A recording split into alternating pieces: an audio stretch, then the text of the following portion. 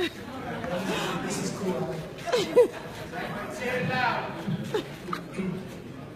It's great to be here with you all. Welcome to the 9th annual Florida Boxing Hall of Fame induction again. My name is Lanton, and I'll be your keynote speaker. Great. As I look around, I see a lot of faces that I'm happy to see, faces that I haven't seen in decades. You Army boxers, you're my family, and I feel like I'm at a family reunion right now. I just thank you guys for coming. Coach Adams, you're the greatest.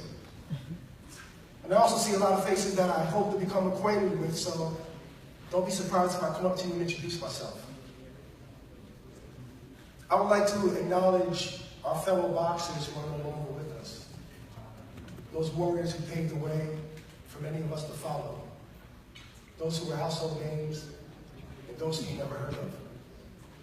Now, those fighters with no trainers yet took a fight on a day's notice. Now, they all played a role in a culture that you could not understand unless you was a part of it. I would like to personally congratulate one of this year's inductees, boxing trainer Kenny Adams. I know him as Coach Adams. Coach Adams was my Army boxing coach as an Army boxer. I first met Coach Adams at the Army European Boxing Championships, Kaiserslautern, Germany in 1985. I was 18 years old, and I boxed at 147. I didn't know who he was, but he looked important because he had a group of people walking around with him. And he was wearing this really cool Army sports sweatsuit that I wanted. I remember I weighed in at 143. I stepped off the scale, and Coach Adams said, "I think you make a good 39-pounder." I just remember giving him this blank stare and thinking to myself, man, I hope not. I didn't want to lose any more weight. Now, after I won the tournament, I remember Coach Adams said to me, "I'll see you out all Army, New York." I didn't know how he knew I was from New York, but it made me feel good that he acknowledged me in that way. My first All-Army camp was at Fort Bragg, North Carolina in 1985. And for those of you not familiar with All-Army, All-Army is the training camp for Army boxers who get invited to compete for the Army Championship. That's All-Army.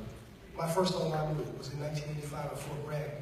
And this is where I got to know Coach Adams a little bit, and I learned that he was a highly technical and a fundamentally sound trainer. You know, he paid attention to how you turned your shoulders, how you pivoted your foot, how you shifted your weight as you threw a punch. You know, and all the moving parts that make that one punch, Coach Adams paid attention to. I remember fighting at a smoker at Fort Bragg in 1985 when I was going to fight a guy named Billy Bridges. At the time, Billy Bridges was one of the top-rated amateurs in the nation, so I figured I was in for a good fight, but I was confident because I was in great shape. And if you don't know anything else about Army boxing, he's going to be in great shape.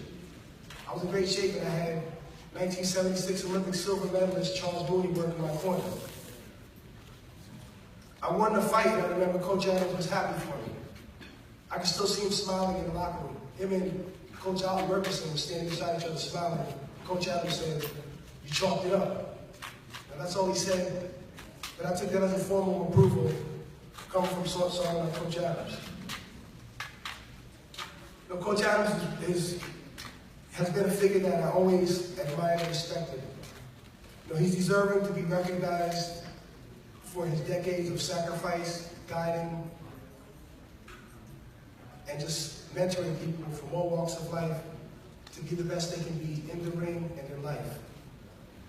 And I would like to personally thank Coach Adams for being an example for me. Congratulations, Coach, you deserve it. Good.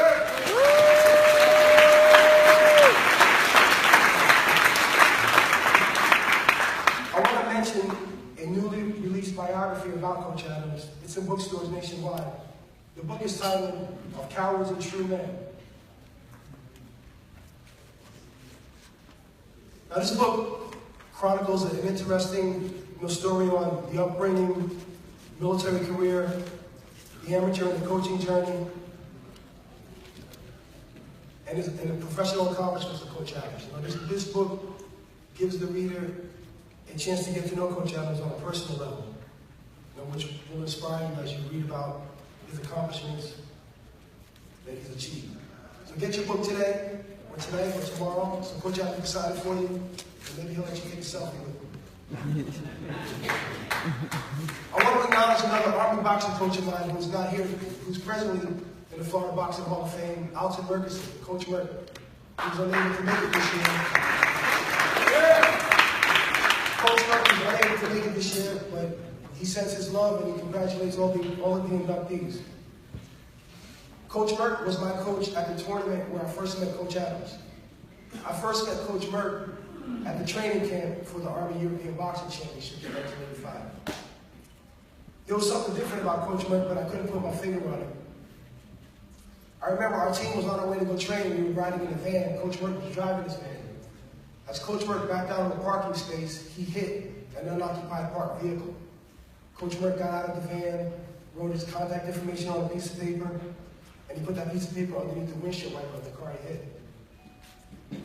As a kid straight out of New York, I never saw anything like this. My thought was to leave the area and hope nobody saw me. I had a little trouble processing it.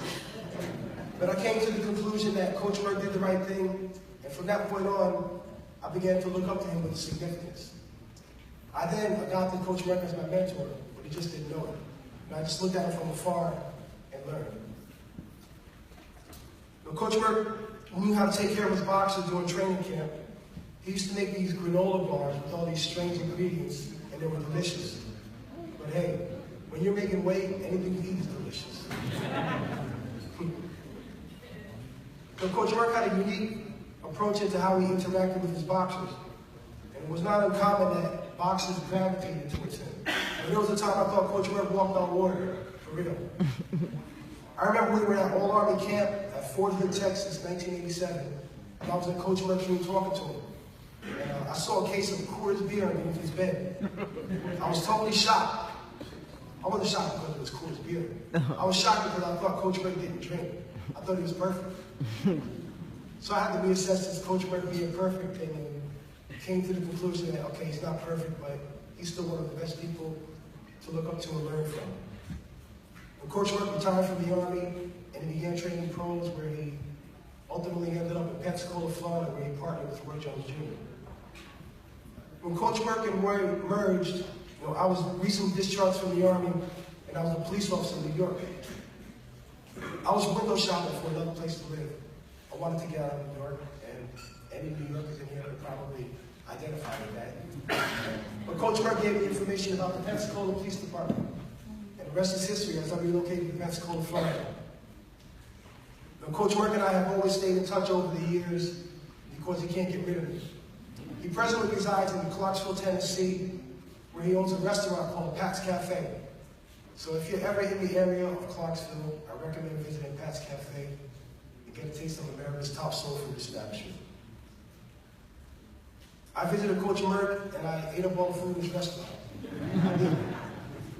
So to this day, I still look up to Coach Merck for his insight, his guidance, and his advice. Congratulations to Coach Adams. Congratulations to Coach Merck. I have been blessed to be around some of the most amazing boxing minds, talents, and teachers the art of boxing has to offer. This weekend will honor the latest recipients to the prestigious status of Florida Boxing Hall of Fame inductee. I am honored to be part of this special event and to be in the presence of so many exceptional people. The Florida Boxing Hall of Fame has gained national and international attention as being one of the premier boxing Hall of Fames in the world. I first need to recognize the tireless efforts of the Hall's Board of Directors, and you've heard it before, but I'm going to repeat it. Walter Woods Flansburgh, President; Steve Canton, Vice President; Kathy Flansburgh, CFO; Bob Alexander, Public Relations Media; John Dodano, Fundraising Sales; and the board members, Dr. Mel Gerano, Corporate Governance and Guidance; and Dr. Alan Fields, Medical Advisor. But besides being great administrators, the Florida Boxing Hall of Fame Executive Board is made up of individuals who grew up in the sport of boxing, so they know the sport from every aspect imaginable. So why do we have a Boxing Hall of Fame, and what makes it so special? To me, the test that makes the Boxing Hall of Fame special is in twofold. Number one is the Hall's mission statement, and I'll get to that. Number two are the types of events and services they conduct and sponsor. The Florida Boxing Hall of Fame exceeds the industry standards on both points. The mission statement is in 4 points. Number 1, to honor former boxers and those who have contributed to boxing. Number 2, to promote the sport of boxing and establish a museum to honor those involved in the sport. Number 3, to assist ill or disabled veteran boxers and their families who are in need. And number 4, to further the general welfare of at-risk youth of the community with a special emphasis on those whose social and economic conditions indicate a special need for assistance. It is the mark of excellence that sets the Florida Boxing Hall of Fame apart and places it in a class all by itself. So what makes an individual stand out by his or her peers to be recognized as a Florida Boxing Hall of Fame inductee? To me, that's pretty simple. It is a participant and a contributor who has made exceptional contributions that have furthered the growth, reputation, and character of the sport. To that end, this class of honored inductees are once again the who's who have contributed in a large measure to Florida's rich boxing history. I next want to recognize Mr. Steve Canton and the SJC Boxing Club for all they have done for the community and our fellow boxers. They just celebrated their 28th year in existence, 28, that's a long time. And I want to congratulate them. SJC Boxing has multiple accomplishments, not only in the boxing ring, but in life. They have multiple achievements, and I just want to go over a couple of them. They produced 28 state amateur champions, 6 regional champs, and 1 national champion within their first 2 years of operation. They promoted the first internet broadcast of boxing in the world, viewed by more than 250,000 people from 15 different countries. They still utilize a 3-rope, 16-foot ring, which is the oldest ring in the nation and possibly the world. The canvas heavy bag with the logo as a sponsor of the 1980 Olympics was the biggest bag made ever by Everlast. It was 250 pounds. It was discontinued in the early 1980s. But guess what? It's still in use and in great condition at SJC Boxing. So I have to say that SJC Boxing is truly old school. And I beat up on that bag in March, so it's still in great condition. I tried to mess it up, but I couldn't. To add another accolade for Steve Canton, he authored a book titled Tributes, Memories, and Observations of the Sweet Science. This book is full of real boxing history, personal stories of various boxing figures, rare photos, and it lets you see a side of boxing that isn't shown anywhere else. This book is available today for sale and signature, so get your copy so maybe he'll let you take a selfie with him too. Now, each January, the new inductees to the Florida Boxing Hall of Fame are announced from the SJC gym in Fort Myers, Florida, in conjunction with their annual open house. Now, many of the new and former inductees are there to participate in these fun-filled events. But throughout the years, SJC Boxing has trained boxers from 72 different countries, second to only Gleason's gym in New York, and they produced 10 professional world champions. SJC Boxing has multiple success stories, not only in boxing, but in life. Through the sport of boxing, over the years, SJC has developed and influenced countless youth to become great, successful citizens. So I just have to congratulate SJC Boxing for doing all that you've done for our communities and our fellow boxers. As a poor kid who grew up in New York, that's me. And I'm an example of this kind of outreach, and I'm thankful for organizations like SJC. Police departments in New York have programs for kids like me to occupy their time, learn discipline, learn responsibility. I got involved in the boxing program, where I initially learned the custom model style. I was around guys like Mitch Green, Alex Ramos, Davey Moore, Ronaldo Snipes, etc. These are just regular guys to me who were great boxers. I remember being at the Eastern Regionals tournament in Bridgeport, Connecticut, 1978. This is where I first met Mitch Green. He had his big afro like this, right? No, it's like this. He had his big afro, and he had a toothpick sticking out of his afro. There was a group of us in his room, and all of a sudden, Mitch Green, he started to rhyme to a beat. He was like bragging about himself in his rhymes. I thought he was sounding pretty good. I thought he was trying to sound like James Brown, because that's something James Brown would do. But come to find out, it was the first time I ever heard somebody rap. It was Mitch Green. The first time I ever met Davey Moore was at the same tournament at the weigh-ins. While everyone was in this big conference hall in this hotel, there were boxers registering at tables or weighing in. Other boxers were trying to shake weight before they weighed in.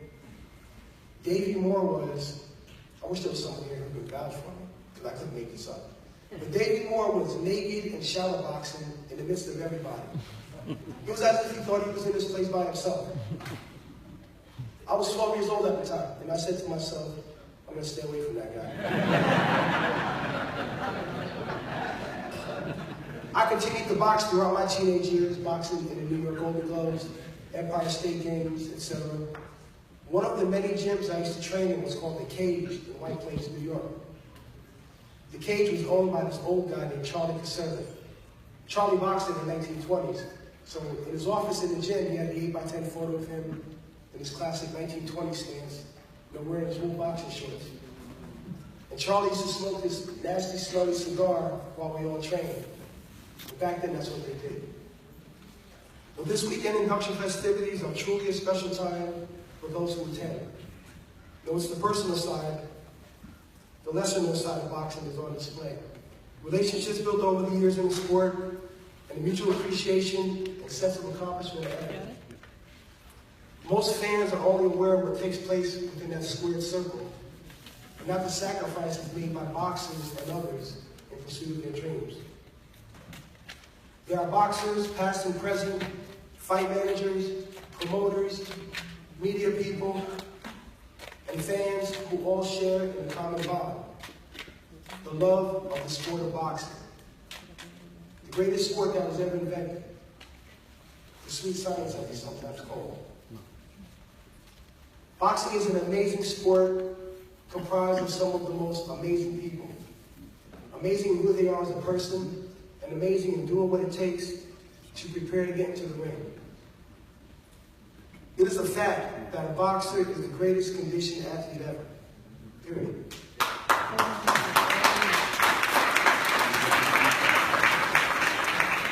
NFL, NBA, MMA, or any other athlete you can think of that's in top condition to perform their sport cannot last in the ring. The physical condition of football players in to play in the Super Bowl is not good enough to fight a 12-round fight. When you're in shape like a boxer, you're in the best shape of your life. Look who they made athlete in the 20th century, a boxer. You can play football, you can play hockey, you can play basketball, but you can't play boxing. So I salute anyone who steps into the ring and battles until they give all they have, regardless of their skill set. Talent is one element that makes a great fighter. But if there's no heart, courage, desire to go with that talent, they won't go very far. Boxing is a team sport, and it's an individual sport at the same time. A boxer has a team of a promoter, trainer, manager, sparring partners, etc. Unlike football, a boxer doesn't have that fullback that's going to block that linebacker running full speed on the blitz that's trying to sack that quarterback. A boxer doesn't have that 6'8" forward that's going to set up a screen so he can go in for an easy layup. A boxer's not afforded a mulligan, as in golf, so he can't redo that sloppy jab to prevent that counter opening hand right. But prior to your boxing match, your team is there on your behalf to help you win your fight. But once the bell rings and the fight starts, you're on your own. Your trainer can't throw your punches for you. Your trainer can't do your road work. Your trainer can't do your sparring. This is where it becomes an individual sport. And if you, the boxer, don't do these things, then it won't get done. Coach Adams, as an Army boxer, Coach Adams and Coach Merck used to tell us, you train like you fight. If you train and not give it your all in the gym, you're going to fight and not give it your all. If you train using bad habits, you're going to fight using bad habits. When I see young boxers nowadays in the gym, I rarely see the non-stop, hard-working, fundamentally sound boxer looking to learn something new every day. I usually see the, I don't make anybody mad. I usually see the casual attitude, only throw power shots with no head movement, wearing earbuds as they hit the bag, trying to look like Money Mayweather. I can't blame the boxers. It's the coaching, or lack thereof. My observation is there is a shortage of quality boxing trainers and coaches. I see coaches all the time teaching bad habits to these boxers. And I sometimes want to show the kid how to do something properly, but it's not my place. I'm not the place trainer. I'm only here to take this to work out for my recreation. And from my experience, many of these trainers never box themselves. Now, there are some great trainers who never fought, but those are the exceptions. Sporting events and competitions have been a major part of life since the beginning of mankind. Exceptional athletes have always been looked up to, admired, and respected. These achievements have been discussed, debated, recorded, and preserved throughout history. Boxing, in one form or another, is amongst the oldest of all sports. Boxers, whether champions or not, are amongst the most charismatic and colorful characters of all. An athlete of any other sport who displays a brash, bold, cocky attitude was probably influenced by boxers. And as I said, some of the most colorful people in sports are boxers. And you can go down a long list of people who you can describe as eccentric, showboats, who display their personalities in and out of the ring. My favorite personality in boxing was Jack Johnson, who flamboyantly flouted America's restrictive social moray around race and class. Jack Johnson was, as screenwriter John Ridley once wrote, a guy who basically lived his life with a metaphorical middle finger raised in the air. That's deep. When Jack Johnson owned a nightclub, he acted on stage, he tap danced, he wore a goatee, and he reportedly used to walk his pet leopard while sipping champagne. His biography, Unforgivable Blackness, it recounts an incident where Johnson turned over a $20 bill for a $10 speeding ticket. The police officer said he couldn't make change. Johnson just looked at him and said, "That's okay, because I plan on speeding on my way back, so he wanted to stop me." True story. But 2 weeks after I graduated high school, I left home for the Army. I became an Army boxer, Army champion, Armed Forces champion. After the 1992 Olympics, I was discharged from the Army, and I moved back home to New York. So I took some good advice from Coach Merkerson, where he told me, don't waste 8 years. I did 8 years in the Army. Don't waste 8 years. Continue that time with the reserves till you get your 20. So that's what I did. But I got smart. I switched over to the Air Force Reserves. I became a police officer in New York. In 1995, I relocated to Pensacola, Florida, where I was a police officer there. I subsequently turned pro in the Roy Jones camp with Coach Merck, and I'm so thankful that Coach Merck and Roy brought me in so I could get this out of my system. Because if I never turned pro, that would have been something that would have psychologically nagged me for the rest of my life. So I have to thank Coach Merck and Roy for that. After 9/11 hit, as a reservist, I was called to active duty multiple times. 2 of those activations was to the war in Iraq. I was a combat medic. During my second tour in Iraq, I wrote a book. It's a Christian-based book. The book is titled, "The Fight Is Already Fixed," and I used the sport of boxing in the book to glorify God. My vision for this book is for it to become a motion picture. So if there are any filmmakers or screenwriters in the audience, I'd love to have a conversation. It's a great book, too. Already. I recently completed another book that will be released this summer. This book is titled The Executive Meeting, Jesus Christ, Chairman of the Board. And I use the lens of corporate America and leadership to glorify God in this book. I'm excited about this book. I can't wait for it to be released in the summer. Herman Cain wrote the foreword, so he has a vested interest in this since he's endorsing it. To sum it up, I've been extremely blessed to have been part of this rich boxing history. I cherish the friendships that have been formed, the opportunity to travel the world thanks to the sweet science, and the opportunity to spend these few moments with you. I hope you enjoy the rest of your weekend and spread the word so next year is even bigger and better. Thank you so much, and God bless.